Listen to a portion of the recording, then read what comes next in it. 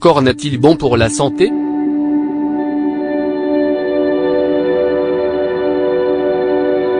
Nous sommes beaucoup à manger du pop-corn, que ce soit au cinéma ou à la maison devant un bon film. Nous adorons tous ce fameux maïs soufflé. Mais qu'y a-t-il dans le pop-corn? Dans cet article, nous vous faisons découvrir le côté sombre du pop-corn à base de maïs.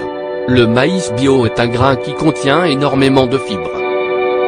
C'est une bonne source d'acide folique, de vitamine C et de niacine, vitamine B3.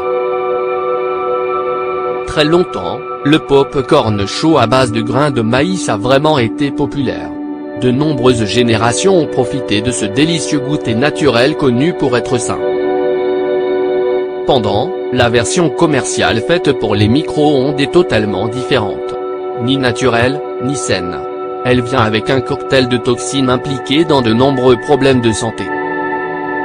On parle par exemple de la maladie d'Alzheimer, de maladie des voies respiratoires et de la maladie rénale chronique, pour ne citer que ces dernières.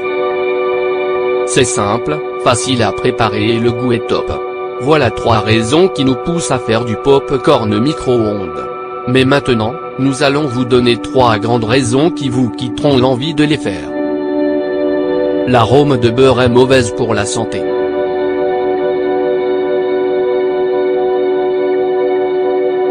L'arôme de beurre qui est utilisé dans le pop-corn micro-ondes peut provoquer certaines maladies.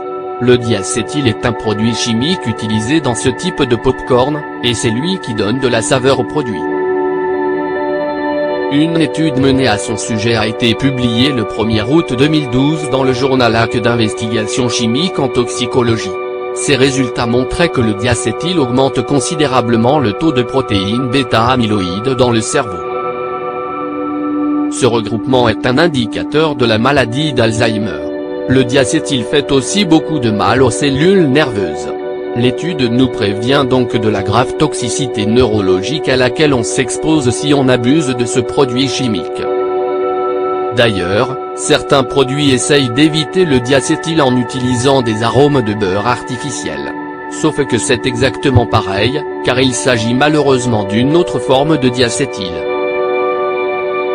La matière anti-adhésive des sacs est toxique pour le foie et pour le système immunitaire.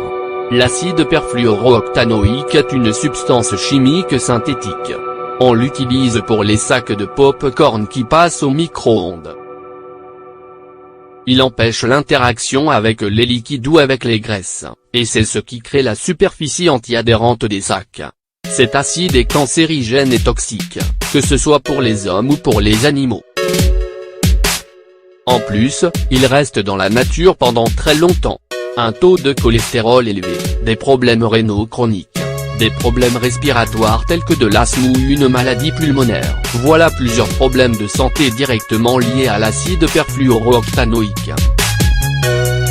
Pour les habitués du pop-corn micro-ondes, une autre information, les études montrent que 20% d'acide perfluorooctanoïque dans le sang provient du pop-corn que l'on mange. 80% de ces gaz toxiques se produisent lorsque l'on ouvre le sac plastique. À partir de là, le taux commence à descendre, mais il y en aura toujours dans le pop-corn. La plupart des pop-corn micro-ondes sont faits avec une certaine forme d'huile modifiée. C'est généralement de l'huile de noix de coco ou de l'huile de soja qui devient une sorte de graisse transformée.